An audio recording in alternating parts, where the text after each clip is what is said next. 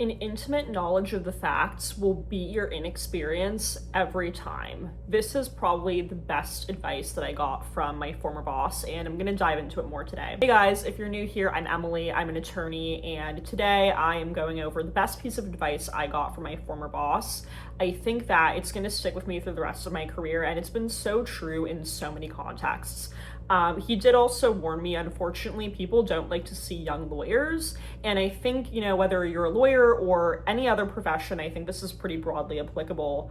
I think we have a tendency to overcompensate for our age. And instead, I appreciate this perspective of just leaning into our own strengths. Now, in this context, so I started my career in litigation, and the firm that I worked at was, we were handed a lot of pretty high level responsibilities fairly quickly, which at the time was definitely scary. But looking back, I think it definitely made me a better professional and a better person. I mean, I literally took my first deposition a week after getting admitted. And in this particular context, if I remember correctly, I think it was before my first court appearance. My first appearance was on a motion to compel, which I filed on behalf of my client. And this is where my former boss told me an intimate knowledge of the facts will beat your inexperience every time. And I really took that to heart, especially in this case. It's funny. So I was defense counsel, and I actually knew the plaintiff's medical record better than the plaintiff's attorney. And so not only was it helpful in my first court appearance, which I literally remember physically shaking, my knees weak, I mean, almost every nervous tick that you can think of, I definitely felt at this court appearance.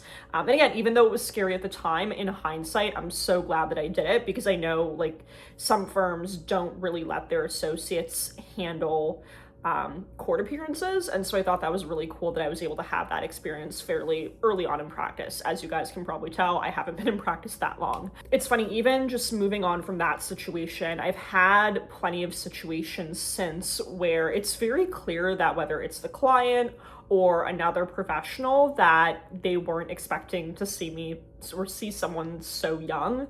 It's funny, sometimes people are a little more upfront about it and would just tell me, like, being completely honest, I wasn't expecting you, which I've kind of learned to take as a compliment. I mean, I guess it means that my skincare is working, so I'm doing something right. But I think too, like recently I did a panel, and on this panel were two other men who are at least twice my age. One of them is actually a former client of mine, but this particular panel, I was pretty scared, if I'm being completely honest. Two men who have far more professional experience than me, and we're all on this panel together.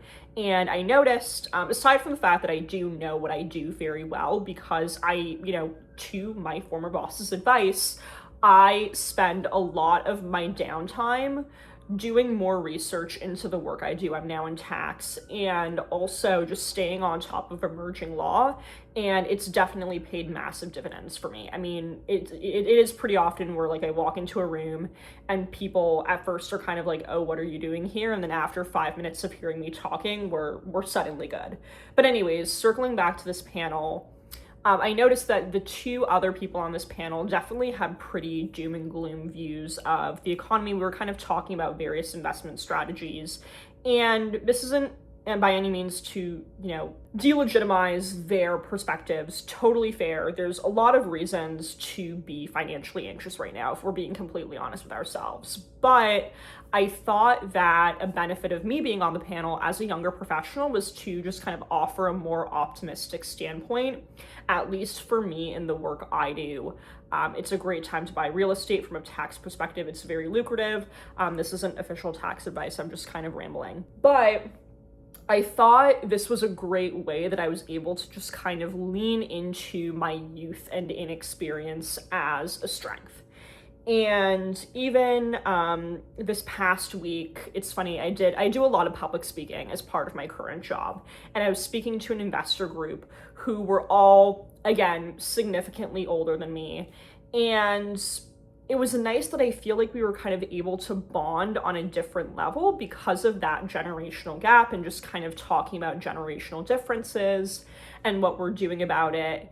And I feel like it was just a healthy reminder for me that I don't have to necessarily put myself in a position where I feel like I need to be vague about my age or practice experience, I can just embrace the strengths that come with that. Because naturally, as a younger professional, I'm going to be more hyper focused on details. I'm going to be doing more prep work as opposed to someone who's more experienced and has the luxury of being able to rely on their experience as a source of credibility. I definitely have had my fair share of people who have tried to put me down or just otherwise delegitimize, my place in the room because of my age or lack of experience. And I'm sure it's happened to you if you've made it this far in the video.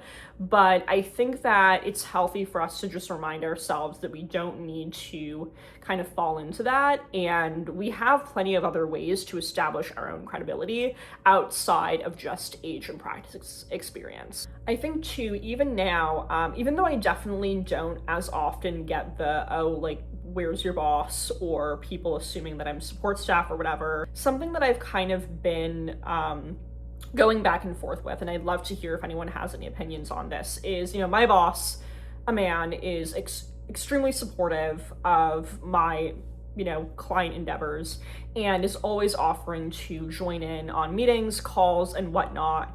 And part of me is kind of hesitant to do so because I worry that, once I introduce my older male boss into the picture, then suddenly it's going to become like, okay, thanks Tuts, where's the boss? And I know that at least a couple other of my female colleagues have experienced this. Once our boss comes into the picture, suddenly, oh, now there's a man in the room, we want to hear from him. But it's interesting, my other female colleagues who have dealt with this are significantly older than me, so I don't think it's necessarily something that would have to do with my age. Again, would love to hear any thoughts on this in the comments. It's funny, my freshman year of undergrad, I interned at my state governor's office in constituent services, which is basically the front lines of where all the scary phone calls come in. And being the overachiever that I was, I always volunteered to sit at the front desk, which was at the front of the office. So if someone walked in, I was literally the first line of defense, the first person they would see. And of course, there were plenty of times where someone would ask to speak to my supervisor, or someone in charge was kind of the choice vocabulary. And there were times where I just had to say, no, I can help you, I'm fully trained, what do you need? And again, it was just something where at the time it definitely reinforced that resentment that I felt of people not taking me seriously. But at the same time, again, okay, would I rather look older? No. Why not just embrace it and roll with it? So I've also noticed industry-wide, it feels like there's a pattern of younger associates just kind of getting kicked to the back burner and not being trusted with higher level responsibilities. I'm sure plenty of other industries are like this too. And, for certain things, there's definitely good reason for that. But I think especially between my last job and my current job, I feel grateful that I've been tasked with some pretty high level stuff, as scary as it is sometimes, if I'm being completely honest. Even though I do a lot of public speaking for my current job, it definitely is not something that comes naturally to me, and I still have to power through that anxiety and the physical response, my heart is racing, my knees are shaking, and just having to force myself to move through that and do it anyways.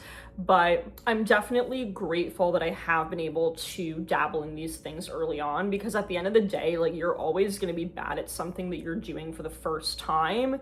And embarrassment is the cost of entry. If you're not willing to pay, you don't deserve to be there. And for many years, I definitely had a chip on my shoulder over not being taken seriously in the workplace. I've always looked younger than I am, but for a long time, it was really something that I carried as definitely a form of resentment, whereas I've learned to just kind of embrace it. And I think there's a lot of power in that, and you being able to just embrace something where it's okay, well, I don't want to look older, that's for sure, so might as well just roll with it and lean into this as a strength. Because not for nothing, I think on the flip side of looking younger than I am, it does kind of give a different sense of sincerity.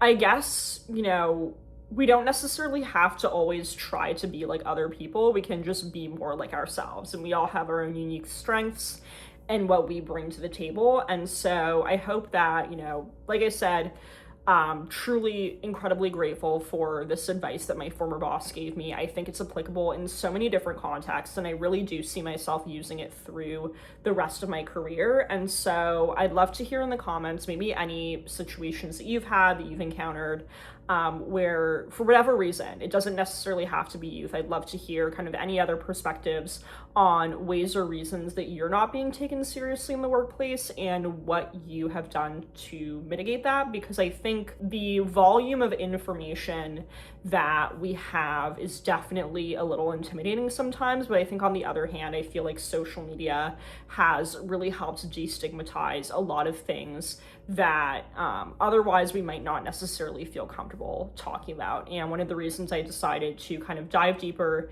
into YouTube is because I feel like on here I can dive into kind of deeper self-development topics that otherwise don't perform as well on TikTok or Instagram. So if you made it this far in the video, please leave me a comment. I'd love to know. And if you're not already, go ahead and follow me on Instagram and TikTok for up-to-date dark humor. And hopefully I'll see you in the next video. Thanks for watching.